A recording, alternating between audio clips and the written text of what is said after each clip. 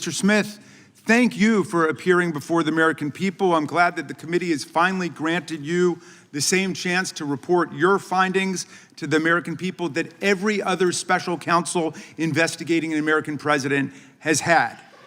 The good chairman started by saying, it's all about the politics. Well, maybe for them, but for us, it's all about the rule of law and who's going to stand by the rule of law and who's going to oppose it. Now, Mr. Smith, you're one of America's great prosecutors. For nearly 3 decades, you worked for justice under both Republicans and Democrats. The Manhattan DA office, where you prosecuted sex crimes and domestic violence cases. The Eastern District of New York, where you prosecuted murderers, rapists, gangbangers, and other violent criminals. Leading the public integrity section at the Department of Justice, you brought prosecutions against corrupt public officials across the political spectrum. When you went to The Hague as chief prosecutor in the Kosovo trial, you prosecuted war crimes and crimes against humanity perpetrated against thousands of innocent victims. While others may have devoted their lives to corrupt self-enrichment, you have devoted your life to the rule of law and to public service. You've never been prosecuted for anything. You've never been convicted of anything. As far as I can tell, you've never even been the subject of a disciplinary proceeding over the course of your multi-decade career. But Donald Trump says you're a criminal and you belong in prison. He says you belong in prison, not because you did anything wrong, mind you, but because you did everything right. You pursued the facts, you followed the law, you stuck with extreme caution to every rule of professional responsibility. You had the audacity to do your job. Everybody here knows what you did wrong in Donald Trump's eyes and why he says you belong in prison. You found, and I quote from your sworn testimony before the committee, you found proof beyond a reasonable doubt that President Trump engaged in a criminal scheme to overturn the results of the 2020 election and to prevent the lawful transfer of power. When asked whether you believe the evidence was enough to obtain a criminal conviction against Donald Trump at trial, you had a one-word answer: yes. When asked if Donald Trump was responsible for the violence that took place at the Capitol on January 6th, you said, our view of the evidence was that he caused it and that he exploited it and that it was foreseeable to him. You found that Trump knew he had lost the election. How? Well, his own Attorney General, William Barr, repeatedly told him so and described all of Trump's theories as BS.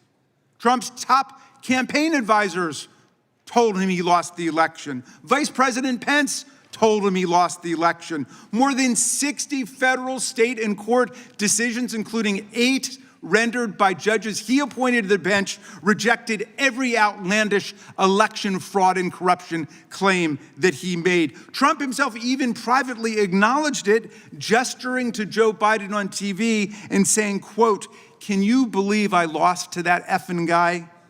He knew he lost, but he threw everything into his big lie, which some people, even in this room to this day, will stand by and swear by. Well, when the big lie wasn't enough to convince officials like Georgia Secretary of State Brad Raffensperger, a Republican, to commit election fraud and just fine Trump 11,780 votes, when it wasn't enough to convince Trump's DOJ to, quote, just call the election corrupt and leave the rest to me and the House Republicans, when it wasn't enough to force Vice President Mike Pence to announce and then exercise lawless powers to reject electoral college votes and use counterfeit slates to anoint Trump the winner, that's when Trump incited mass violence on January 6th. While more than 140 officers were being brutally assaulted by Trump's mob, while rioters beat them with flagpoles and sprayed them with chemical agents and crushed them in doorways, and while they chanted, "Hang Mike Pence," and chased the vice president out of the Capitol, Trump and his team worked the phones, calling not the National Guard, which was under the direct unilateral control of Donald Trump, but calling members of Congress, urging them to delay certification and to nullify the election results. Special Counsel Smith, you pursued the facts. You followed every applicable law, ethics rule, and DOJ regulation. Your decisions were reviewed by the Public Integrity Section.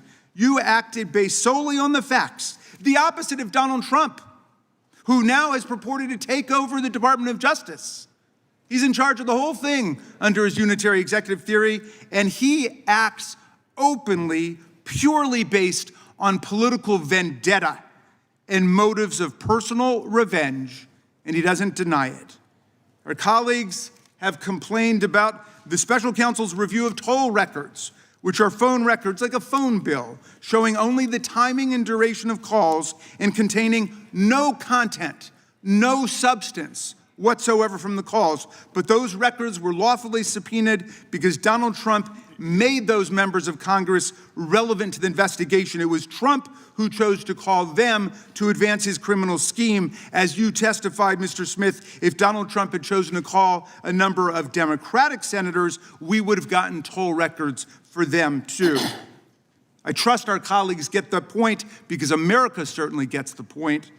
There is much Mr. Smith still can't talk about, though we know he badly wants to. His investigation developed what he calls powerful evidence that Trump stole documents containing our country's most sensitive secrets, hoarded them in the ballrooms and the bathrooms of his well-trafficked Mar-a-Lago social club. He showed them off to visitors. And then he obstructed a federal investigation by instructing his attorney to pluck out anything really bad before turning materials over to the FBI and having his staff delete incriminating security tape footage. But today we're not going to hear a lot about that because you are gagged by an absurd judicial order rendered faithfully by Trump's most servile and sycophantic appointee to the federal bench, Judge Eileen Cannon. This order not only blocks release of Volume 2 of your report, which is unprecedented, about the classified document scam, it also gags you from discussing the report or its contents with us, with America. And so we don't know what's in it, but it must be pretty devastating because Donald Trump is desperate to keep Mr. Smith or any other DOJ official for all time from ever releasing it to Congress and to the American people.